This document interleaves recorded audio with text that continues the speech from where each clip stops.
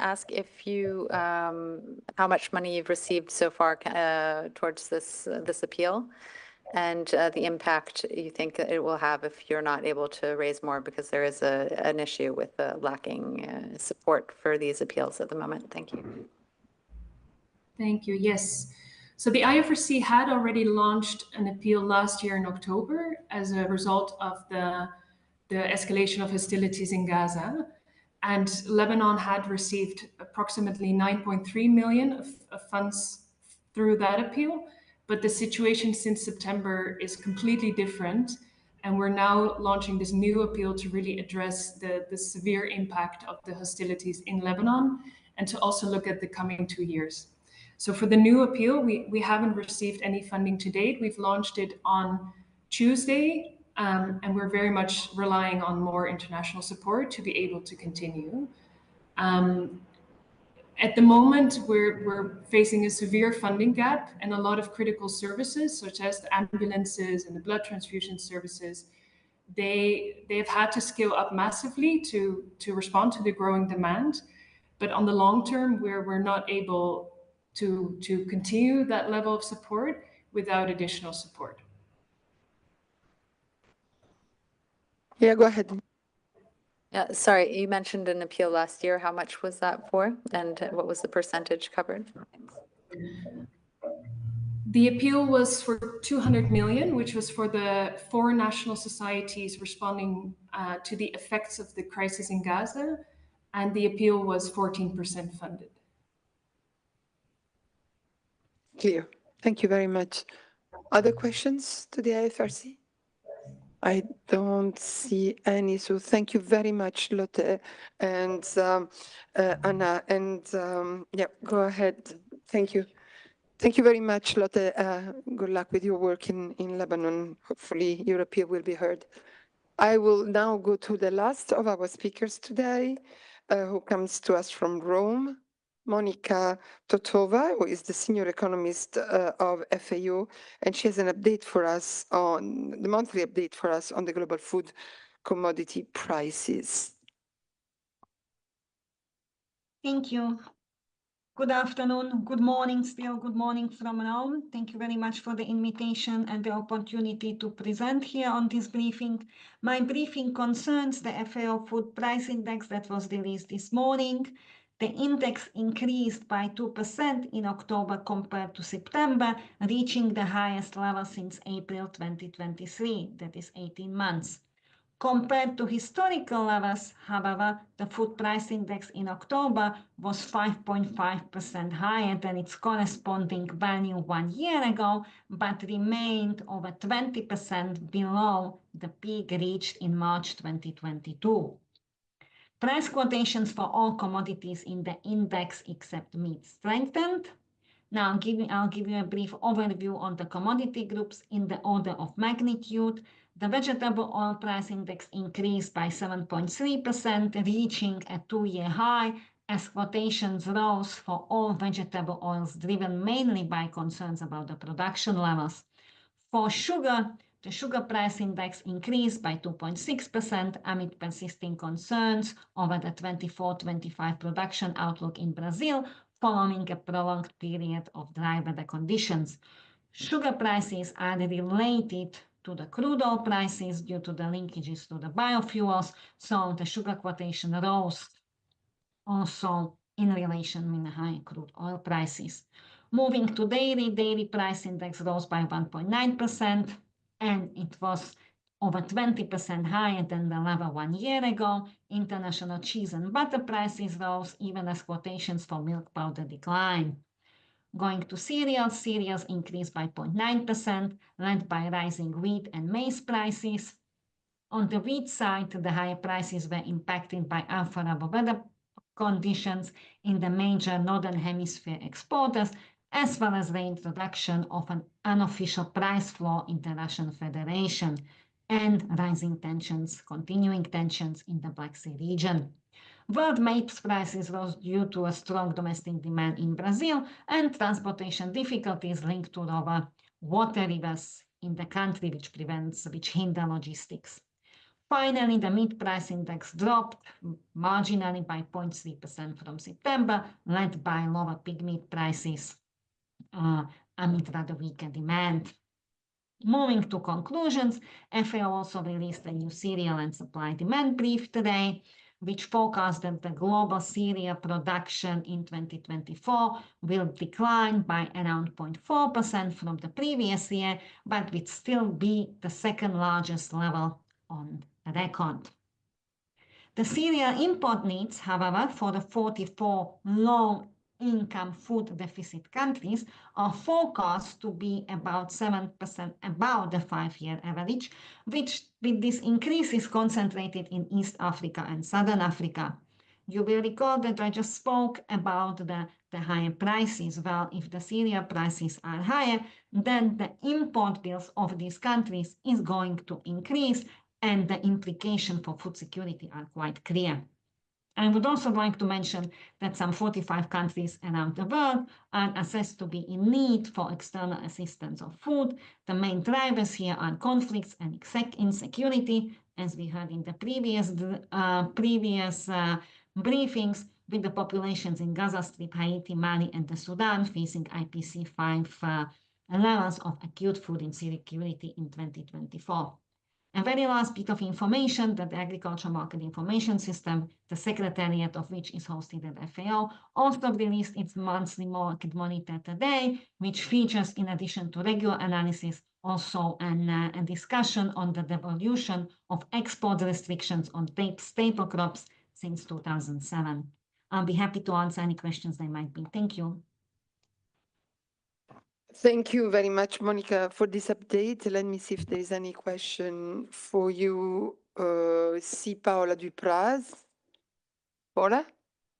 Geneva Solution. Paola? Yes, good morning. With the COP29 coming up, I was wondering if you can comment on what you've been seeing in terms of climate impacts on food prices over the last few years and food security. Okay, I'm still on. So in terms of, agriculture by definition, agricultural production has always been prone to extreme weather events, right? In terms of weather events, there is still a large body of research ongoing that is trying to assess whether the higher frequency of the extreme weather events is on to what extent is related.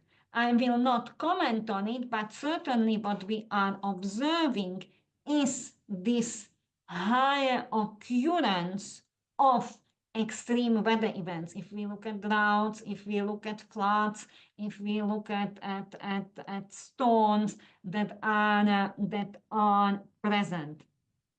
In terms of the commodities that we have in the food price index, those are very basic commodities that are produced globally.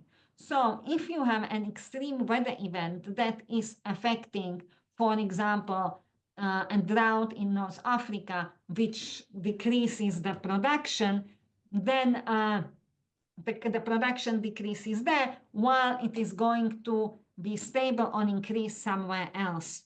So when we look at the global picture, it is this nature that the commodities are produced on different continents in different countries that kind of mitigates the effect of what happens with the higher occurrence of extreme weather events.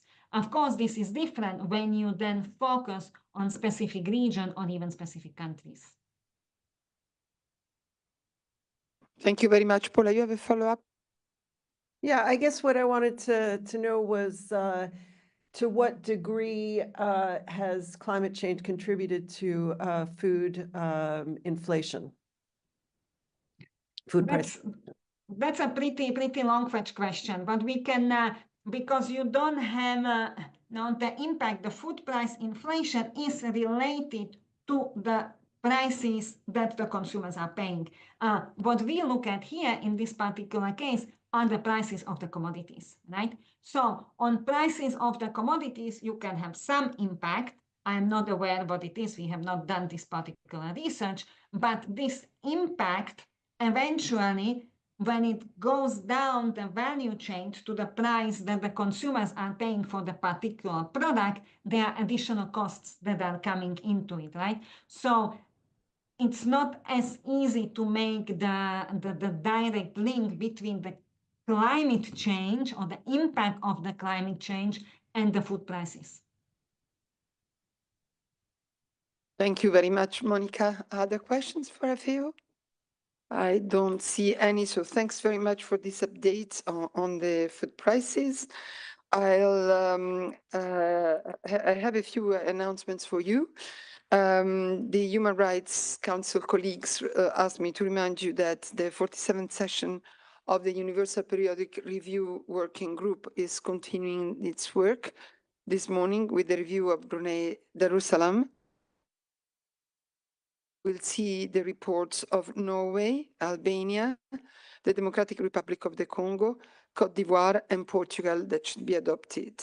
Next week, the UPR will continue starting with Costa Rica, then Equatorial Guinea, that's going to be on Monday, then Ethiopia and Qatar on Tuesday, Nicaragua on Wednesday, and there will be other adoptions on Wednesday and Friday. For more details, of course, Pascal and his team are available. And I also wanted to remind you, I think you have received by now the invitation, but remind you that on the 14th of November, which is this, not this event, coming Thursday, at 6:45, we invite you all to the Cinéma Empire in Geneva to watch the movie State of Silence. It's a very powerful movie which shows the plea for freedom of expression and freedom of the press, especially by shedding lights on the perilous lives of committed Mexican journalists who face grave risks while reporting on narco-trafficking and systemic corruption.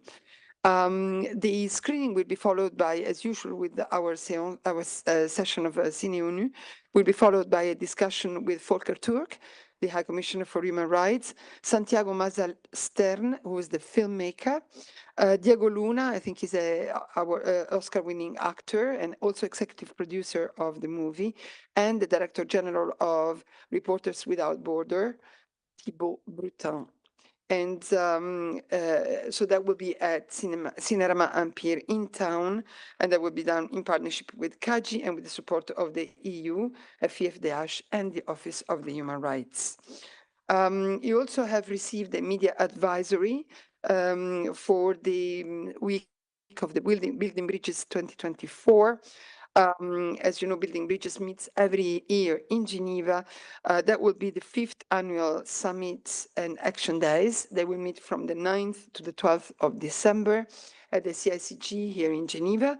The event will focus on aligning financial flows with global sustainability goals and accelerating the transition to a more sustainable economic model. This year, the UN Environment Programme Finance Initiative and its 18th Global Roundtable will be joining the Building Bridges Week. So you will have the possibility to follow the two. The reason for which I'm telling you already now is that the media accreditation deadline is the 20th of November. So please accredit now if you wish to participate in this important meeting. And I think I have told you everything I had. Paula, you have a question?